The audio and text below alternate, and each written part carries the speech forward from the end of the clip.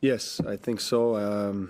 Best match of the tournament for me. I didn't have, too many drops in the concentration and the level of tennis.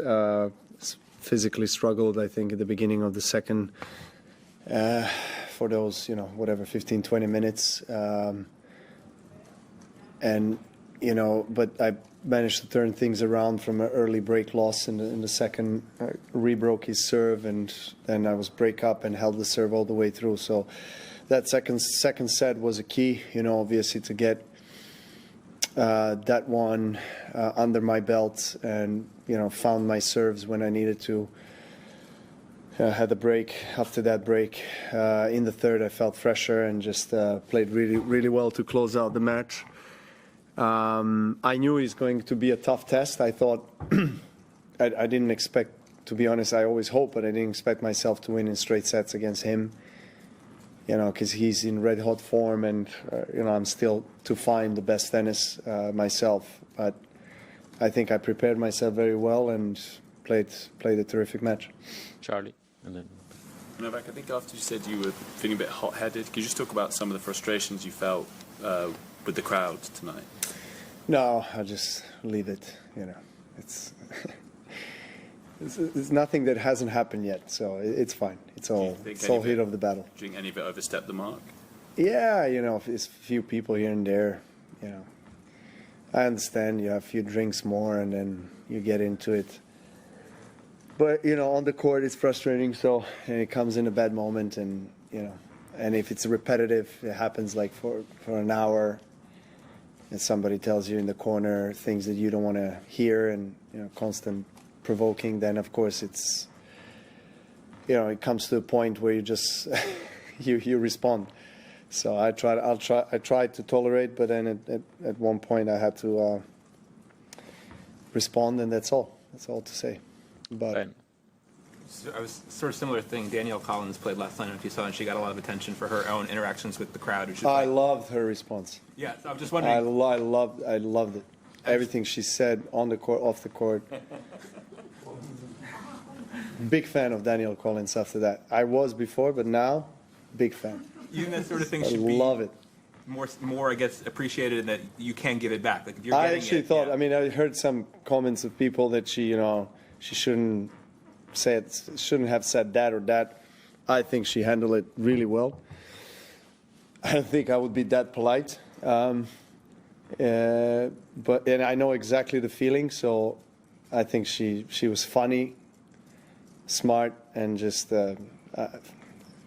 big fan of what she did. Big fan. Do you think tennis could be less sort of precious or serious about these sorts of things? I don't know. Yes and no, I guess. I don't know. We have the history and tradition that we are proud of, and makes our sport different from other sports. But at the same time, I think we've been a little bit behind the other sports with changes and trying to keep the pace with the evolution of society and the new generation that we all know doesn't have that much of a great attention span, and they want the movement, they want things, so for example, last couple of years, I think only that we have this new rule where people are able to come in even if it's another changeover. So I guess that's one of the ways to really try to open up a bit more and not have strict rules. It's not easy for players, I guess. I mean, from my side, not easy to go from one end to another extreme and just let everybody say whatever they want to say, talk, scream during the point. So I feel like with tennis, it takes a little bit of more time. But with next gen finals, which is a concept that I think is very positive for our sport, and I had my differences with Chris Kermode, our former president, but with next gen finals, I think it was a brilliant idea to test, certain changes that we might want to implement on a tour level, the highest tour level, I think they had, I don't know if they still have it, they had this headphones coaching, and then everyone watching on TV can hear what the player and coach are talking about. Fast 4 sets, no ed, no let. Maybe not everything is ready to be implemented on the highest level, but I think there are certain changes that are worthy of considering. So yeah, I think that we should try to look to connect more with the younger people and bring them and I would want to see a little bit more entertainment. For example, why wouldn't we consider doing something between the sets, like the Super Bowl, or I don't know, what's the NBA, right? They have in the when there's a timeout, they have dancers come in and this and that.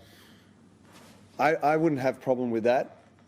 Nice dancers, there front for a few minute more break, and so I can relax my nerves and think about something else, and then I feel like it would bring more fun element and entertainment to the tennis that we know has been quite traditional and maybe conservative in some things.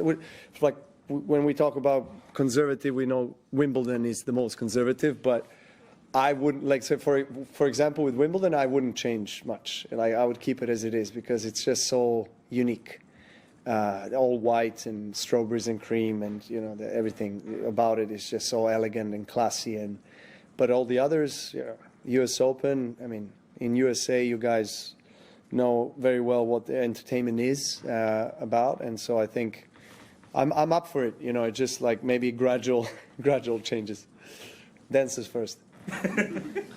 One more in English, Scott. No, I'd like to ask you about Alex de Minaur. He's becoming such a hometown hope here. It's strangely... Excuse me, I'm so sorry, but can you repeat that again? I'd like to ask about Alex de Minaur. He's becoming a big hope back here for, really going deep in the tournament. Right. You've actually barely played him, but you did beat him, 2 years ago. Right. What would you say about his improvement over the last 12 to 24 months?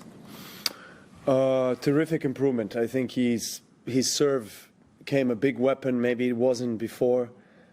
He was always fast, so he kept that speed on the court, and he's, I think, coming into he's approaching much more than he used to do. We all know how good he is defending, but his offense has improved a lot. His court positioning has improved. So it's not a surprise that he ended up top 10 last season, in his best season yet. So I think we're going to see still great things from Alex. In this tournament, I've watched him play a few matches, and the level is great. He's got the crowd behind him, so he's playing really well. Andrew, very last one, quick. Novak, your next opponent you've played once, he could be quite an aggressive player. I'm just curious what separates him compared to the other more aggressive, powerful players on tour. I mean, Lehecka has won Brisbane, and he's in a really good form, and he's been winning comfortably his first 3 rounds here. So, for sure, another Czech player that I'm going to face. That there are some similarities between him and Machac, I think. The Czech tennis school backhands are terrific. Such a solid backhands, and Lehecka is one of the fittest guys on the tour, and I think his serve is underestimated. It's a big weapon. Wins a lot of free points in the first serve, and the more matches you win, the more confident you are. So I'm sure this kind of matchup comes at the right time for him. I'm sure he feels that he can beat me, and if we play in the center court, night session, it will be a great matchup. I'm looking forward to it. I like the way I played tonight, and I can expect another very, aggressive player that plays very flat, similar to what I experienced tonight, and hopefully the result will be the same.